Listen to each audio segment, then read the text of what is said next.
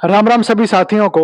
मैं रवि अहलावत ज्योतिष की इस वीडियो में आज बात करेंगे एक ऐसे इंसान की जिसकी किस्मत ने उसको बड़े ही अलग तरीके से बर्बाद किया।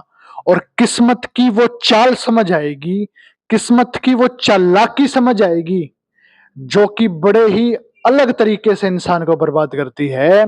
ये जो कुंडली आपको स्क्रीन पर दिखाई दे रही है, इस कुंडली के अंदर सबसे पहला योग जिसको कहते हैं शनि छठे घर का खराब होकर के बैठा है। शनि जब भी छठे घर का खराब हो और इसको नौवें घर से धोखा प्राप्त हो रहा हो, तो ये शनि छठा इंसान की जिंदगी में एक बहुत बड़ी हिदायत लगा देता है, एक बंदिश लगा देता है कि अगर ऐसे इंसान की 28 साल की उम्र से पहले पहले शादी हो गई तो ऐसे इंसान की जिंदगी तबाह बर्बाद हो जाती है। और ये कुंडली जिस इंसान की है, उस इंसान ने 25 साल की उम्र में शादी कर ली और इस शनि छठे घर के खराब को जगा लिया और शादी के बाद जिंदगी मिट्टी में मिल गई।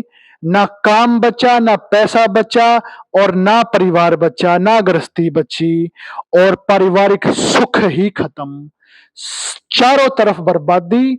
और जहां हाथ डाला काम में वहीं पर सोना मिट्टी बन गया। इस तरीके के हालात बने क्योंकि 28 साल की उम्र से पहले शादी कर ली और इसको जगा लिया शनि छठे घर को, और उसके बाद सारी ही चीजें खराब। फिर इसकी कुंडली के अंदर एक बड़ा अलग तरीके का मेल है कि बृहस्पति राहु सेकंड हाउस के अंदर और बुध शुक्र बैठे नौवें घर के अंदर। और बृहस्पति राहु की टक्कर पड़ी है इस बुध शुक्र को। और ये जो बुध शुक्र को टक्कर लगी है बृहस्पति राहु की, ये बड़ी खतरनाक है।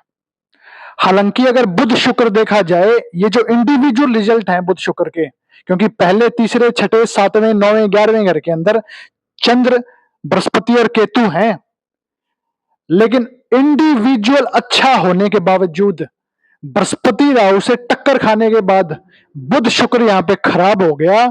और बुध शुक्र नौवें घर का खराब बड़ा स्पेशल है। ये क्या कहता है, जिस दिन ऐसे इंसान के लड़की पैदा हो गई, जिस दिन शादी के बाद लड़की पैदा हुई, उस दिन के बाद से ये बुध शुक्र इंसान की जिंदगी में मंगल बद क्रिएट कर देगा। यानी कि जहां मंगल बैठा होगा उस घर से रिलेटेड मंगल के सुख खराब, मंगल बद का रिजल्ट आएगा। और इस इंसान की जिंदगी, शादी के बाद लड़की पैदा हुई और उसके बाद मंगल बद के सीन क्रिएट हो गए और मंगल सातवें घर का पहले ही खराब था और इसने और ज्यादा खराब कर दिया।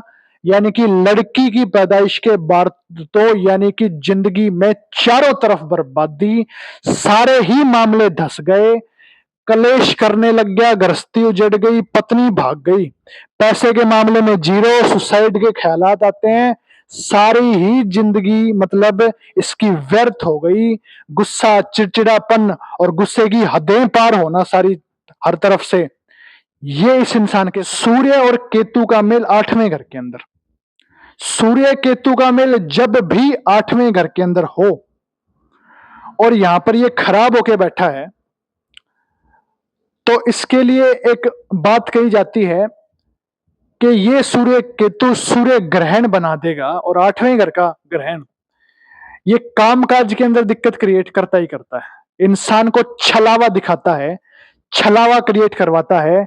यानी कि मृग तृष्णा इंसान की जिंदगी में होती है और वो जिस डायरेक्शन में जाए उस डायरेक्शन में कामयाबी नहीं हो पाता।